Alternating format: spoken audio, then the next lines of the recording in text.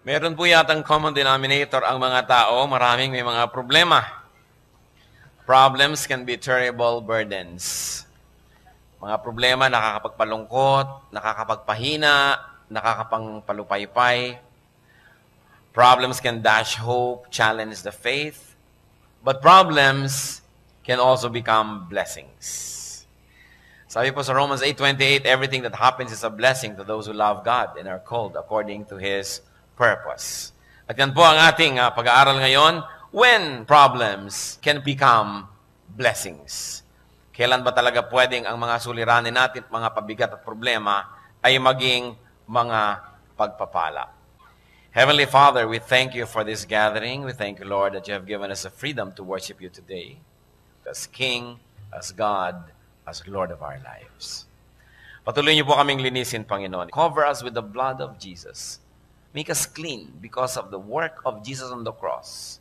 Lord, we cover ourselves with the blood of your Son, Jesus, and ask you, bless us, please. Sa amin pong pagtitipon-tipon, kayo pong matanghal, kayong mataas, kayong pumagitna, kayo po ang maging tunay na tagapagsalita.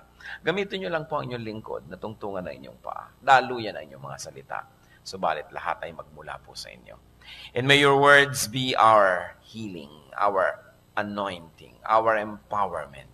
Salita niyo po ang maging pampalakas sa amin, pampagaling sa aming mga karamdamang physical at spiritual. At ang inyo pong mga salita, Panginoon, maging liwanag ng aming buhay, maging goal ng aming buhay. At nawa, enable us, Lord, to understand you. In our midst today, O Father, look into our hearts and may you purify our motives. Kayo nakakabatid ng aming mga iniisip at mga binabalak. We frustrate, we destroy all plans and work of evil men and evil spirits against this assembly. And we bring every thought captive to you in the name of your Son, Jesus. So, Father, sit on your throne of power. In the name of Jesus, we reject all work of the devil. And we want you, Holy Spirit, to infill us, empower us, to teach us. Give us the capacity to understand. And then, to exemplify your word to the world. In Jesus' mighty name we pray with thanksgiving. When problems can become blessings. Kaya po siguro matapos ang ating pag-aaral na ito, yung mas marami mga problema, mas blessed uuwi. Problems can become blessings when they teach us about our mortality and limitations. Madalas ang tao, pag walang suliranin, if everything goes well, nagiging mayabang, palalo, akala natin, kaya na natin lahat, kaya na natin kahit sino, kahit ano. Pero pag nagkakaroon ng mga suliranin, muli nakikita natin yung mga bakod na hangganan ng ating magagawa. Hangganan ng ating kakayanin sa buhay. Naaalala natin tayo ay tao, tayo ay hindi Diyos, at hindi pwedeng maging Diyos-Diyosan. Psalm 22 verses 19 to 21. But you, O Lord, be not far off. O my strength, come quickly to help me. Deliver my life from the sword, my precious life from the power of the dogs. Rescue me from the mouth of the lions. Save me from the horn of the wild oxen. So ano po ang tawag nitong umaawit na ito ng psalm sa Panginoon? Oh, my strength. You are my strength. Pero maaaring malimutan ng tao pagka siya ay masyadong matiwasay, masyadong mariwasa, masyadong matagumpay, matahimik, mapayapat, masaya, malimutan niya kung sino ang Diyos. At siya ay malasing, at siya ay umasta na pangalan mo, mga Diyos-Diyosan. Problemlessness can blind, can desensitize, can even intoxicate people. Kaya napakaganda po ng dasal sa Proverbs 30, verses 8 to 9. Give me neither poverty nor riches, but give me only my daily bread. Otherwise, I may have too much and disown you and say, who is the Lord? Or I may become poor and steal and so dishonor the name of my God. Napakalalim ng panalangin na ito. Sabi, huwag niyo naman po akong gawing mahirap, pero huwag niyo na rin akong gawing sobrang mayaman. Sabi niya gano'n. Ibigay niyo lang po kung ano yung kailangan ko at kung ano lang yung sapat.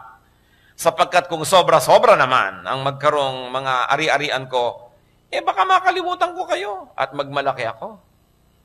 Kung sobra naman pong kulang, baka kailanganin ko pang magnakaw para lang kumain, mapahiya naman kayo dahil sa akin. So, Diyos, sabi gano'n, ibigay nyo lang po kung ano yung nararapat. Balance nga naman. So, alam na alam po nito, nung lumikha ng mga linya na ito, na pag sobra kang mayaman at matagumpay, may tendency ka makalimot. Ganon din naman pag sobrang mahirap, may tendency ka makalimot. Kaya sinasabi po ni Solomon, avoid all extremes. Kapag at mga extremes ay mga mapanganib na mga katayuan. So, problems can become blessings. Kung may problema po kayo, kapatid, at dahil dyan, naalala nyo na ang Diyos lang ang kalakasan at hindi tayo talaga. Naalala natin ang kanyang pangangailangan sa Panginoon. Naalala natin hindi tayo pwedeng magyabang. Yan ay blessing. Sapagkat nagkakaroon ng paalala ang mga nakakalimot. Problems can become blessings when they humble us before God. To humble ourselves, to declare dependence on God, to surrender our will to God is our most correct place. Walang higit pa na mas magiging tumpak na katayuan natin, kundi ang katayuan ng pagpapakumbaba sa harapan ng ating Diyos. At kung kinakailangan dumating ang mga suliranin, para lang tayo hilahin muli pabalik sa lupa mula sa ating paglutang at paglipad ng mataas, nakabubuti na nagkakaroon ng suliranin ng tao. Deuteronomy 8:2-3. Remember how the Lord your God led you all the way in the desert, those 40 years, to humble you and to test you in order to know what was in your heart, whether or not you would keep His commands. He humbled you, causing you to hunger, and then feeding you with manna, which neither you nor your fathers had known, to teach you that man does not live on bread alone, but on every word that comes from the mouth of the Lord. Kinakausap po dito ang bayang Israel. Sapagkat ang bayang Israel sobrang naging prosperous, matagumpay, dahil sa kanilang ninuno na si Joseph. Napakataas ng naging posisyon sa Egypt. Kaya sila'y kinupkop sa Ehipto at nailigtas sila sa mga taggutom.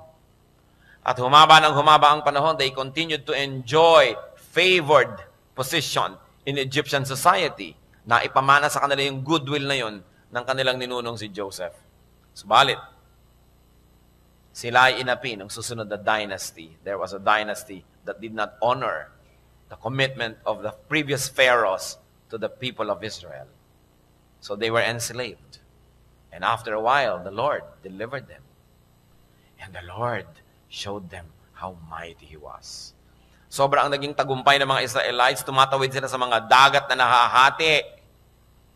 Sila ay nagtatagumpay sa kanilang mga digmaan. Kaya maaaring sila rin nakalimot at maaaring sila ay naging mayabang. Kaya sabi ng Panginoon, minarapat ko na paikot-ikutin kayo ng 40 taon sa disyerto. Alam niyo po yung Exodus, pwedeng lakarin ng 1 linggo lang. Yung mula doon sa Egypt, pupunta kay Israel, mahaba na nga 1 linggo, nalakarin yun eh. Pero inabot sila ng 40 years. Bakit? Pinaikot-ikot-ikot sila ng Diyos. Inubos ang lahat ng mga may edad na lumabas sa Ehipto, hindi pinapasok sa Promised Land. Lahat ng mga nabahira ng mga kasalanan, dadali na naman nila yung mga kasalanan lang sa Promised Land, hindi sila napapasok. At nakaranas sila na magutom. Kumakain na lang sila ng mana, yung lumalaglag mula sa langit, na iniipon nila at nagiging parang tinapay. Nung una, masarap. Nung lumao, nagsawa. Kayo ba naman ng 40 years kumain nun? Sabi nila, mana in the morning, mana in the evening, mana at supper time. Puro ito na lang. So, ang Panginoon, bubulabog ng mga ibon, dadapo sa kanila, gagawin nilang barbecue. Pero dependent sila. Kayo ba naman, halos 2 milyong tao naglalakad kayo sa disyerto. Inumin lang ng bawat isa kung gumamit na lang kayo ng 1 galong tubig bawat isang tao sa isang araw. 2 milyong galon yun. Saan nila kukunin? They were very dependent on the Lord. And they were in this parched desert. You know, I myself have crossed this desert. At wala na yatang lugar pa sa mundo na mas parang walang kabuhay-buhay. Wala kang makita ni ano. Sobrang parang akala mo sinumpa yung dinaanan nila na yan, ang mga Sinai Desert. Ang dami mong papakanin, ang dami mong paiinumin. Kaya talagang dependent sila kay Lord. At sabi niya yan, ang Panginoon, ginawa ko yan para bawasan ang inyong kataasan. To humble you. Para kayo matutong magpakumbaba. Gaano kadalas, di po ba, pag may problema ang tao, ang tagal magdasal? Kita mo ang tao, pag may problema o wala, obserba mo pag nagdadasal, yung mga walang problema, ang bilis matapos. Wala kang kaproblema, no? Paano mo nalaman, prophet ka ba? Hindi, ang iksi eh. Pero pag may mga paiyak-iyak pa dyan, mga pa-fasting at kung ano-ano, naku, mga problema tong taong to. Problems humble us. That's why they can become blessings. Remember, humility is the only correct attitude towards God. And if we have to be forced to become humble by problems, then the problems can become blessings. Which brings me to our third point. Problems can become blessings when they remind us to pray. Or should I say, to remind us to pray again. Kasi maraming nalilibang, nakakalimot sa tunay na panalangin. Akala nila, Lord, pagpalain mo ang pagkain ito, bless it for our nourishment. Amen. Sa gabi, salamat po sa nagdaang araw. Pagpalaan nyo kami sa buong gabing ito. Ingatan nyo kami sa lahat ng masasamang tao. Amen. Yun na yung dasal. Kumisa nga, napagpapalit pa yun eh. Yung magdadasal bago matulog, Lord, thank you for this food. Ay, wala palang food. Lahat ng tumawa, alam nyo, no? Nangyayari sa buhay nyo yan. Nakakapalit-palit ng mga panalangin. So, kung may suliranin ng tao, naaalala nyo yung power of prayer, kaya nananalangin muli. Kaya ang sabi sa Philippians 4:6-7, do not be anxious about anything, but in everything, by prayer and petition, with thanksgiving, present your requests to God. And the peace of God, which transcends all understanding, will guard your hearts and your minds in Christ Jesus. So, kanino ito ipinapaalala? Siyempre, sa mga anxious. Kaya sabi, do not be anxious. Sobra ka ngayong balisa kasi may problema ka eh. So, naaalala nating manalangin. Problems can become blessings when they remind us about our sin and stop us from sinning. Pag sobra na dilubyo ang kumukubakob sa isang pamilya, nagmi-meeting na, hoy, ano bang mga kasalanan natin, i-give up na natin sa Panginoon. Pag sobra na mga hirap ang dinaranas ng mga churches at Christian organizations, o magre-revival worship, magre-revival meeting, ibubulala sa mga kasalanan, ihingi ng tawad, kasi naaalala ang kasalanan pag may mga problema. At ang isa sa mga pinakamapanganib na kalagayan, yung may mga kasalanan, tapos parang walang problema. Yan, mapanganib yan. Kung alam nyo na may kasalanan kayo at bubuhay kayo sa kasalanan, tapos everything is okay, meron kayong pera, meron kayong health, meron kayong wealth, and meron kayong respectability and prestige, aba, mag-ingat-ingat kayo. Sinasabi rin sa Bible, they are fattened for a day of slaughter. Yung mga akala natin ay walang-walang problema. Kaya ang mabuti pa, kung meron talagang kasalanan, tapos all is well, maayos ang buhay, malusog ang katawan, tahimik ang pamilya, mayroong kinakain, may kasaganaan, aba, pagsisihan na yung kasalanan. Huwag nyo nang antayin at tanggalin lahat yan, ligligin kayo, kalug-kalugin, at pagkatapos para lang tayo, suko na Lord, suko na. Pinakamabuting isuko na agad. Kaya siguro ganyan ang ginawa ng gobyerno noong panahon ng Hapon.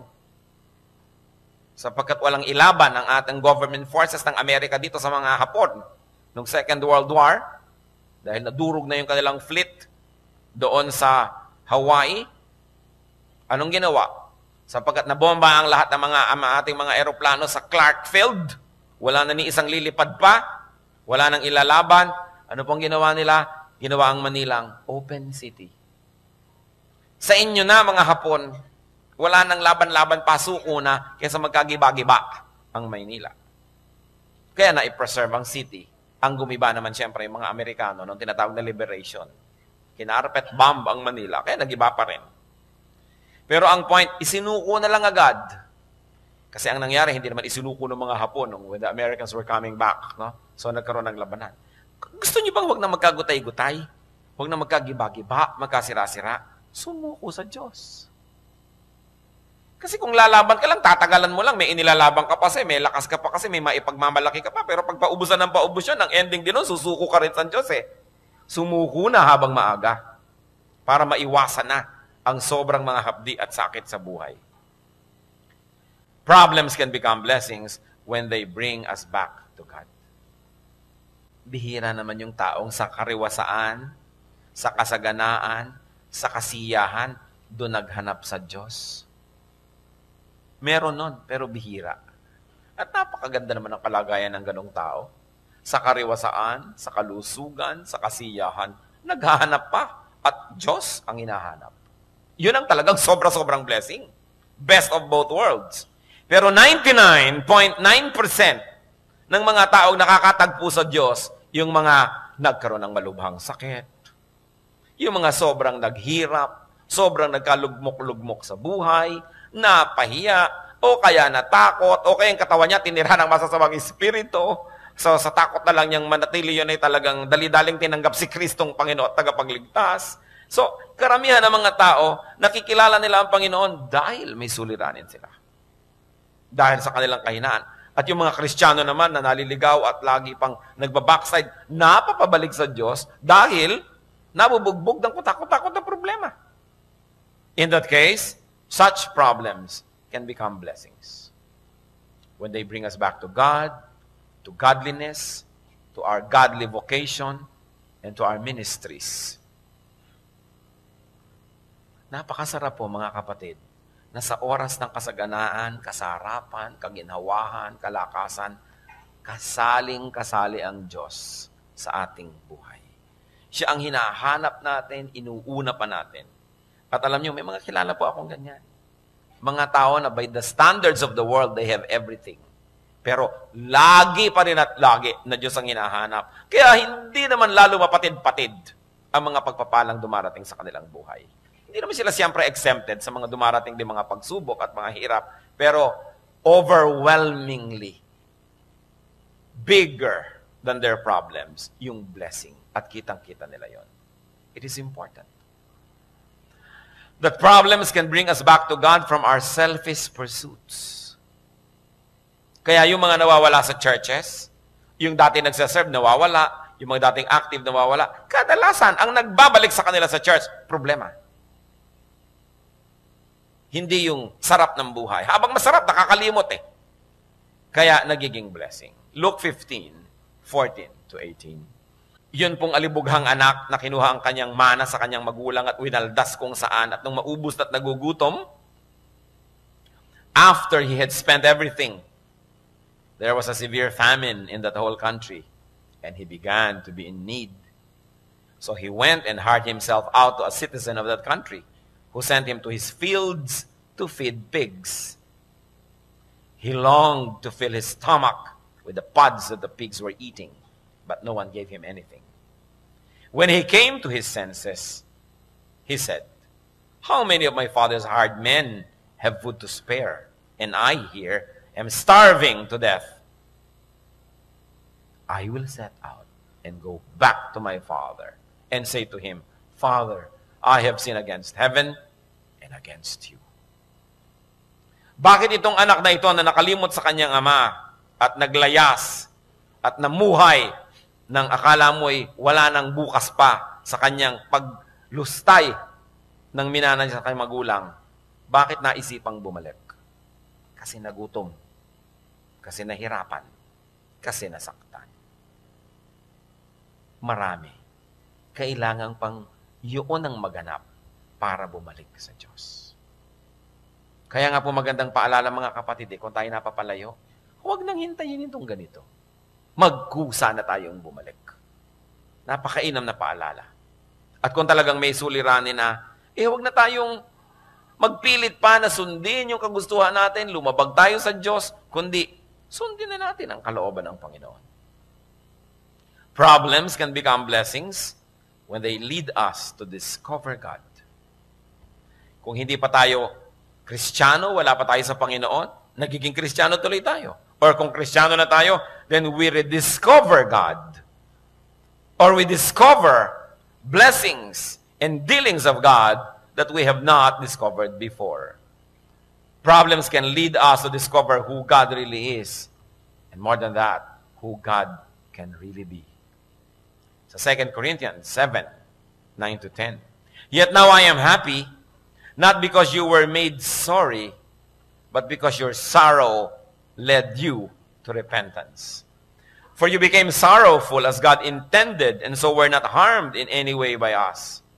Godly sorrow brings repentance that leads to salvation and leaves no regret.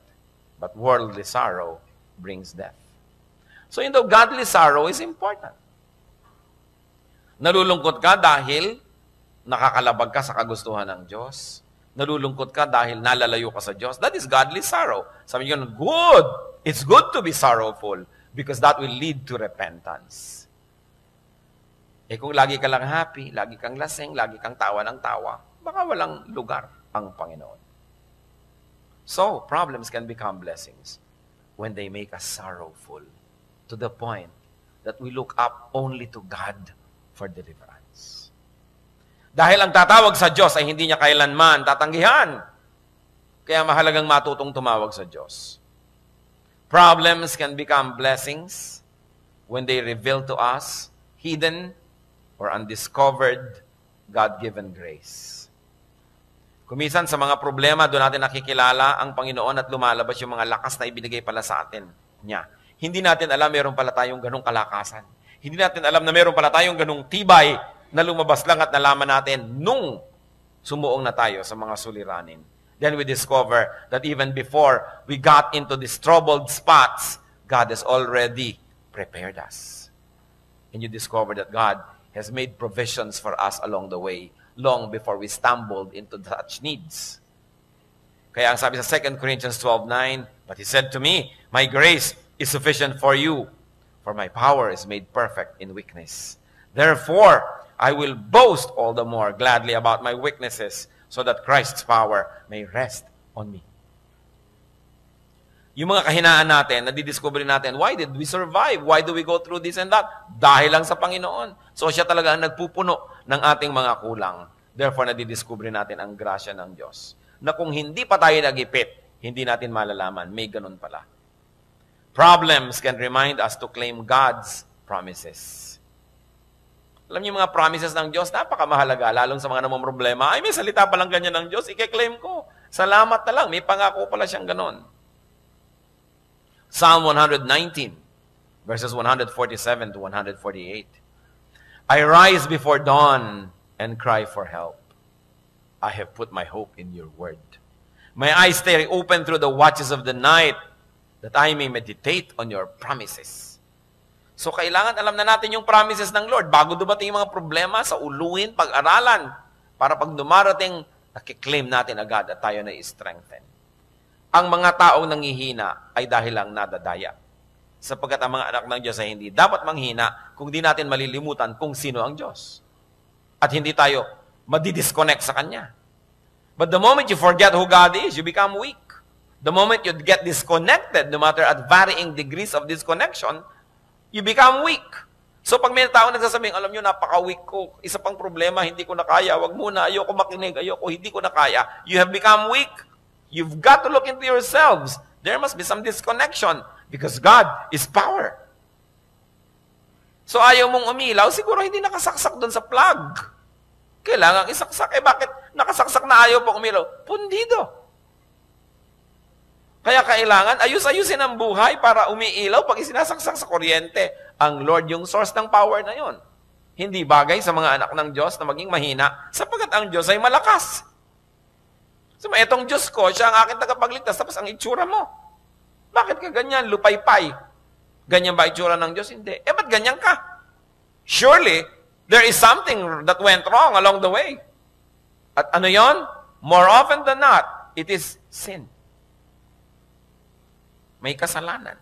Kaya nangihina. So, problems can become blessings when they show us what's really important in life. Kumisan kasi pag nagkakaproblema, doon lang lumilinaw kung anong mahalaga. Parang ganito. May sunog. 3 kilo lang ang pwede niyong madala. Ano ang dadalhin niyo? Doon lang magiging malinaw kung alin talaga sa mga ari-arian niyo ang tunay na mahalaga. Siguro naman, hindi nyo nadadalhin yung, hindi nyo dadalhin? Hindi nyo dadalhin isang kabang bigas. Siguro hindi nyo nadadalhin yung bangko. Hindi nyo nadadalhin yung mga inipon, yung pagkarami-rami siguro mga lumang tsinelas na hindi nyo maitapon-tapon. Kadalasan pag may sunog, ano lang bitbit ng mga tao? Yung mga photo album nila. No? Yung ikinasal sila mag-asawa, batang-bata pa sila. Dala-dala nila yung mga frame na yon. Kung ano yung mahalaga sa'yo, yun lang ang dala mo. Kasi luminaw sa'yo, nung konti na lang ang pwede, kung alin talaga ang mahalaga. Ngayon, pag may problema ang tao, everything else fades sa sidelines eh. Ano ba talaga yung mahalaga? Kung minsan kita mo yung mga sobrang mga posturyosa, pagka nagkaroon ng sobrang mga sakit, hinaharap ka na rin niya kahit wala siyang kilay. Kasi nalimutan na niya yung tungkol sa kilay-kilay, nararamdaman siya eh. So hindi na yun mahalaga. Konti na lang yun mahalaga, ano ba talaga? Pero meron naman talaga, naghihingalo na, ayaw pang pakita, make-up muna, make-up. Meron! No? May dadalawin ka, ayaw pa po kayo papasukin, sandali lang po at nagme-makeup. O sige, kahit matagal. So ano ba talagang mahalaga sa'yo? Importante. Pag may problema, lumalabas ko anong mahalaga. Pag nawawala na halos ang lahat at wala nang matitira, Psalm 119, 67 to 68. Before I was afflicted, I went astray. But now, I obey your word. You are good, and what you do is good. Teach me your decrees. Sabi niya, bago ako nagka-problema, ligaw na ligaw ako. Pero ngayon nagka-problema na ako, alam ko na kung ano importante. I obey your word. Yun ang importante. So when we are saddled and overcome by so much problems, we remember what really matters, and that is obedience to God. So sumusunod tayo ngayon. Nagiging blessing. And problems can become blessings when they reconnect us to people. Kung minsan merong mga kamag-anak, hindi sila nag-uusap, hindi sila nakikita-kita, pero nagkaroon ng malubhang sakit si ganyan, si ganon, may namatay na ganyan, nagkita-kita rin, nag-reconnect kasi may problema eh. Kung ba't naman inantay pa na magka-problema para lang magka-reunion? Sana nauna na nun. May mga magulang, isinumpa-sumpa si anak, no? Dahil nagpakasal kaya ganito. Hindi makapanik-panik si anak sa bahay nila. And I'm telling you a true story. Dalagitan na yung anak ng mga nagpakasal eh, hindi pa rin nakakaakyat sa bahay nila. Pero nung naghihingalo si magulang, ipinatawag din. Nagantay pa magka-problema para lang sila mag-reunion. Eh kung nag-aaga ba naman, edi mas marami sanang kasiyahan. Pero at least, nagka-reunion pa rin kasi nagka-problema. Kaya ano pong sabi nitong tao na lumaya sa kanyang ama nung happy days, nung sobrang naghirap, Luke 15, 18 to 20, I will set out and go back to my father and say to him, Father, I have sinned against heaven and against you. I am no longer worthy to be called your son. Make me like one of your hired men. So he got up and went to his father. Kung hindi naubos ang pera, kung hindi naghirap, di maaalala na may kasalanan. Nakabuti kung gayon na siya ay naghirap. Nakabuti kung gayon sapagkat yung hirap niya panandalian lamang. Nung siya ay matauhan at bumalik siya sa kanyang sarili, anong nangyari? Napaayos uli ang kanyang buhay. Sapagkat nung bumalik naman siya sa kanyang amay, siya tinanggap, sinuotan ng balabal, ng singsing, ng sandalyas, at ipinagpista pa dahil siya umuwi. Kailangan pa bang mangyari ito sa ating buhay? When faced with a problem, do not just seek the easy way out. Turn your problems into blessings. How do you do that? By reviewing your relationship with God, with others, and with yourself. By reviewing your uprightness and spirituality. By reviewing your values, your priorities, and philosophy. Then, matutupad yung sinasabi sa Romans 8:28. Everything that happens is a blessing to those who love God and are called according to His purpose. Or whatever version you have, it's the same idea. Ang anumang nangyayari ay nagiging pagpapala sa mga umiibig sa Diyos. And we discover God. Sometimes we rediscover God. His will, His teaching, His love and power. Then you will surely be blessed. At yung solusyon dun sa original na problema, nagiging na lamang na extra benefit. Sapagkat ang tunay na naging benefit, nanumbalik sa Diyos. Malutas man o hindi, yung original problema, yung blessing dumating na. Sapagkat ang mahalaga, laging bumalik ang init ng ating pakikipag-ibigan sa Diyos. Kayo po ba may mga suliranin? Kung may suliranin tayo, hindi dapat magmokmok. Sapagkat bawat suliranin ay may katapat na solusyon. Dahil bawat tanong ay may katapat na sagot. Sabi nga ng matatanda, bawat man pusali ay may katapat na pisngi ng langit. So, kung may problema ka, may solusyon yan. Kaya yan ng Diyos na isolve. Ang tanong ay, dapat bang isolve? Natutunan na ba natin ang dapat matutunan sa suliranin na yan? Sapagkat kung natutunan na natin, hindi naman mahirap sa Diyos na yan ay bigyan na ng kalutasan. Marami mga problema, haba ng haba, tagal ng tagal, kasi hindi natin dinidinig o nagbibingi-bingihan tayo sa itinuturo ng problemang yun. Problema na financial, problema na health or physical, emotional, spiritual, whatever. Maraming problema ang tao. Pero marami doon, siya din ang lumilikha. Para mga problema ng ating bayan, tayo na lang yata ang lumilikha ng mga yon ngayon.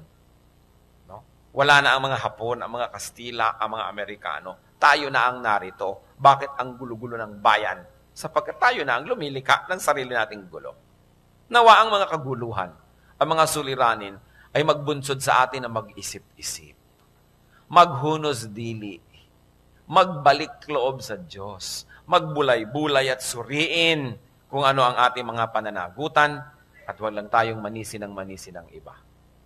Hindi maaaring ikay nasa gitna ng isang malaking suliranin na ni kapraso ay wala kang dapat na panagutan, liban na lang ikaw si Job. Pero bihirang-bihira naman yung tulad ni Job na upright. So madalas, hindi naman talaga trial ang nangyayari sa ating buhay, kundi chastisement. At kung napapalo tayo ng Diyos, pag natutunan natin ang leksyon, tigil na ang paluan. Inaalu-alo ka na ngayon, kino-comfort ka na. Dahil ang gusto naman ng Diyos na mamalo man siya, para lang tayo ituwid. Hindi para tayo parusahan habang panahon. Ano po ang inyong mga suliranin? Aming Diyos, kami po ay gustong manahimik sa inyong presensya. Mag-isip-isip. Ano ba ang kalagayan namin sa buhay? Ano ba mga pinoproblema namin? Ano ang mensahe niyo dito? Paano ito magiging blessing? Ituro niyo sa amin, Panginoon, na una, kayo, you are bigger than any of our problems. Ituro mo rin, Lord, na kayo po ang solusyon sa mga suliraning ito. At kayo hindi maramot, hindi mabagal, at hindi bingi. Alam niyo nangyayari sa amin. Subalit, Panginoon, kung niloloob niyong di pa namin makamtan yung mga hinahangad naming mga sagot sa aming mga suliranin, ituro niyo sa amin kung bakit. Turuan niyo kaming manalangin, magpakumbaba, lumapit sa inyo, tumalikod sa kasalanan, maghintay ng inyong sagot, magkaroon ng patience. Ano man sa mga ito, lahat sila ay blessings, O Lord.